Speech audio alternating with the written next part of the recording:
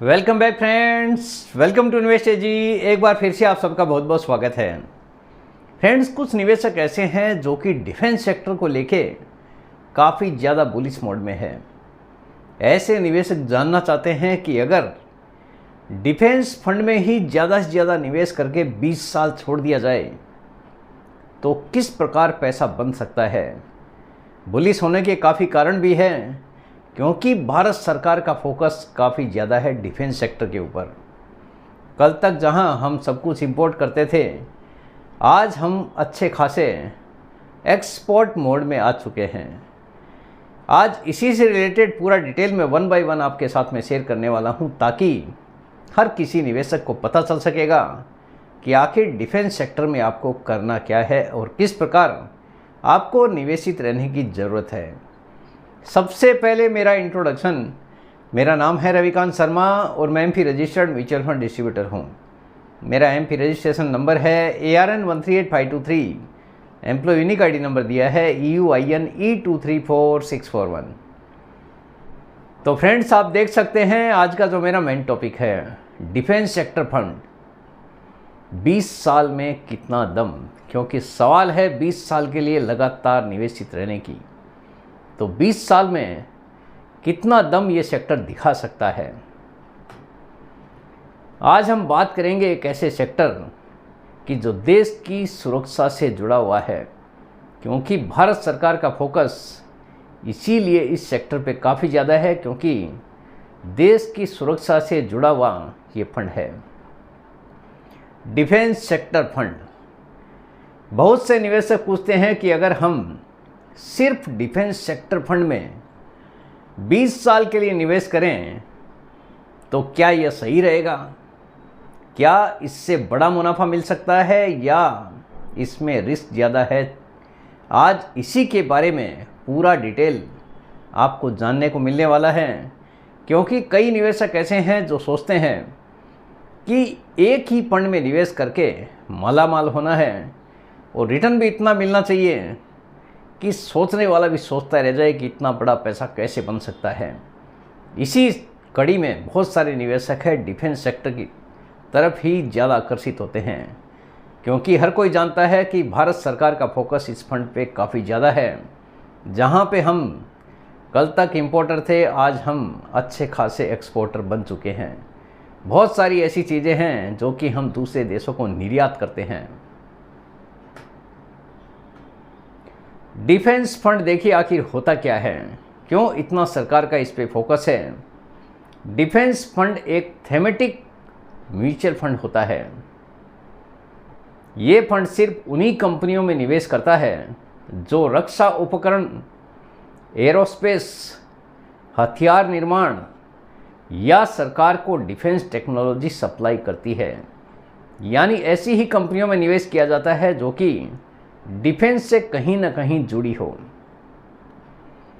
उदाहरण के तौर पर हिंदुस्तान एरोनॉटिक्स लिमिटेड, जो कि फाइटर प्लेन्स बनाती है कंपनी, देश की सबसे बड़ी कंपनी है फाइटर प्लेन्स बनाने में। भारत डायनामिक्स मिसाइल बनाने वाली कंपनी, BEL मल्टीपल सेक्टर्स में है। सोलार इंडस्ट्रीज, एमटार टेक्नोलॉजीज जैसी कंपनियां इस सेक्टर में आती है। यानी ये फंड डाइवर्सिफाइड नहीं होता है, बल्कि एक थीम के ऊपर ही पूरी तरह से केंद्रित होता है।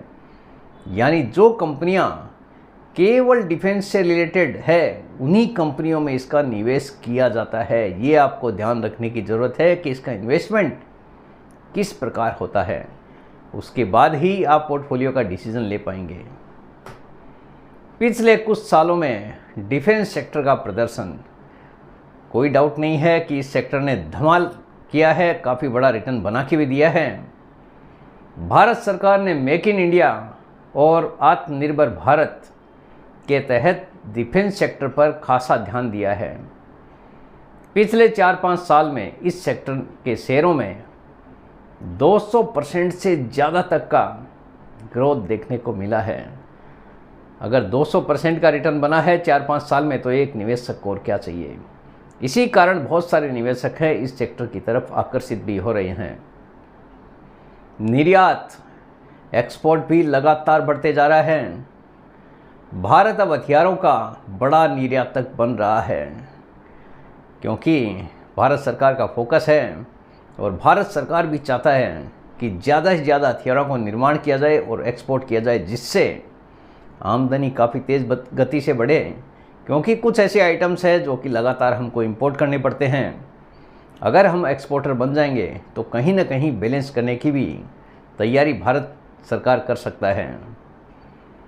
सरकारी बजट में हर साल रक्षा क्षेत्र के लिए भारी आवंटन किया जा रहा है, यानी भारी एलोकेशन हो रहा है, भारी खर्चा किया जा रहा है।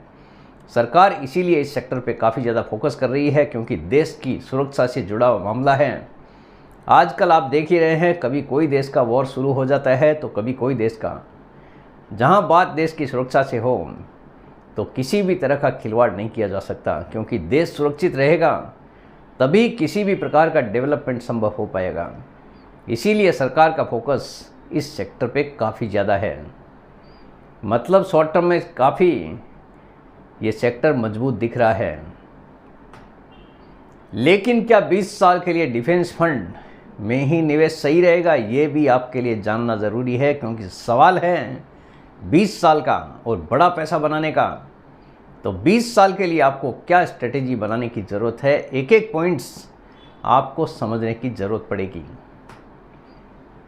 यहाँ 3 बिंदु मुख्य रूप से आपको समझने की ज़रूरत है। नंबर 1 है कॉन्संट्रेशन रिस्क, यानी केवल एक ही सेक्टर पर निर्भरता। ये काफ़ी बड़ा रिस्क है। आप इसको रिवार्ड भी कह सकते हैं अगर ये सेक्टर अच्छा कर जाता है, लेकिन अगर किसी कारण से सेक्टर नहीं चलता है तो आपके लिए भारी रिस्क भी हो सकती है। कॉन्संट्रेशन रिस्क, डिफेंस फंड एक ऐसा सेक्टरल फंड है, यानी आपका पूरा पैसा केवल एक ही सेक्टर में निवेश करता है। पूरी तरह से डिफेंस वाली कंपनियों पे ही ये डिपेंड करता है। अगर वहाँ पे रिटर्न बन रहा है तो ही ये फंड आपको पैसा बना के दे सकता है। अगर वहाँ पे किसी कारण ऑर्डर की कमी हो जाती है तो आपको नुकसान भी उठाना पड़ सकता है। अगर आने वाले समय में सरकार का खर्च घटा या ग्लोबल पीस बढ़ा, यानी हर जगह पे शांति अगर हो गई, हालांकि होना पॉसिबल होता नहीं है, अगर चारों ओर शांति हो गई, ग्लोबल पीस बढ़ जाता है, क्योंकि ऑर्डर की कमी हो जाएगी। अगर शांति हो गई, जो कि अमेरिका भी होने नहीं देना चाहता है किसी भी हाल में, क्योंकि अमेरिका सबसे बड़ा एक्सपोर्टर भी है। इसी कारण से अगर ग्लोबल पीस बढ़ता है, अगर नहीं बढ़ता है तो ठीक है, अगर बढ़ता है तो इस सेक्टर को नुकसान उठाना पड़ सकता है।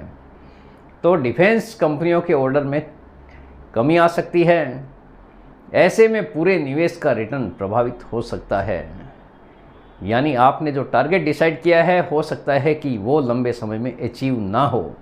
अगर ऑर्डर में कमी हो गई तो ऑब्वियसली कंपनीज के प्रॉफिट में भी कमी आएगी, जिसके कारण जो टारगेट आपने डिसाइड किया है हो सकता है कि वो अचीव ना हो। वॉलेटिलिटी, इस सेक्टर में उतार चढ़ाव काफ़ी ज़्यादा होता है। डिफेंस शेयर राजनीतिक फैसलों, नीतियों और युद्ध जैसी घटनाओं से प्रभावित होते हैं। शॉर्ट टर्म में इन फंड्स का प्रदर्शन बहुत तेज़ या बहुत कमज़ोर दोनों ही तरह से हो सकता है। अगर ऑर्डर भारी भरकम आ रहे हैं तो बहुत तेज़ गति से बढ़ सकता है, लेकिन अगर चारों ओर शांति हो जाती है तो इस सेक्टर में आपको भारी नुकसान भी उठाना पड़ सकता है। आखिर सेक्टरल फंड होता ही ऐसा है। नंबर 3 है डाइवर्सिफिकेशन की कमी, क्योंकि कुछ ही कंपनियों में इसका निवेश होता है जो कि डिफेंस सेक्टर से जुड़ी है। यहाँ पे डाइवर्सिफिकेशन की पूरी तरह से कमी देखने को मिलती है। एक अच्छे 20 साल के निवेश के लिए आपको कई सेक्टर्स में निवेश करना चाहिए, ना कि केवल एक ही सेक्टर में। जैसे बैंकिंग, आईटी, इंफ्रास्ट्रक्चर, फार्मा आदि, यानी ऐसी जगह पे निवेश करना चाहिए जो कि मल्टीपल स्टॉक्स में आपका पैसा लगाते हों, जो कि बैंकिंग से, आईटी से, इंफ्रास्ट्रक्चर और फार्मा सेक्टर से जुड़े हों। सिर्फ डिफेंस फंड में पैसा लगाने से डाइवर्सिफिकेशन नहीं रहेगा, जो लॉन्ग टर्म स्टेबिलिटी को नुकसान पहुंचा सकता है। यानी जो टारगेट आपने सोचा है, हो सकता है अगर एक ही जगह पे, एक ही सेक्टर में आपने पैसा लगाया है तो हो सकता है कि आपका टारगेट अचीव होने से वंचित रह जाए। क्या डिफेंस फंड को पोर्टफोलियो में रखना चाहिए? ये भी काफ़ी इम्पोर्टेंट है। इसके लिए इसका आंसर है हाँ, लेकिन पूरा पैसा निवेश नहीं, बल्कि थोड़ा हिस्सा डिफेंस फंड में रखना अच्छा होता है। ऐसा नहीं है कि आपको इस सेक्टरल फंड को पूरी तरह से छोड़ देना है, एग्जिट कर देना है। यहाँ पे आपका कुछ न कुछ निवेश ज़रूर होना चाहिए, और वो कितना होना चाहिए वो भी मैं आपको बताने वाला हूँ। देखिए, एक्सपर्ट्स का सुझाव क्या है, कुल पोर्टफोलियो का 10 से लेके 15% हिस्सा डिफेंस जैसे थीमेटिक फंड में आप रख सकते हैं। यानी आपका अगर 10,000 का SIP है तो 1000 से लेके 1500 रुपये का SIP आप डिफेंस फंड में डाइवर्ट कर सकते हैं। एटलीस्ट आपके पोर्टफोलियो में डिफेंस फंड होना चाहिए 10% से लेके 15% के अमाउंट जितना। अगर आपका इन्वेस्टमेंट 1 लाख का है तो 15,000 रुपये तक का निवेश डिफेंस फंड में किया जा सकता है।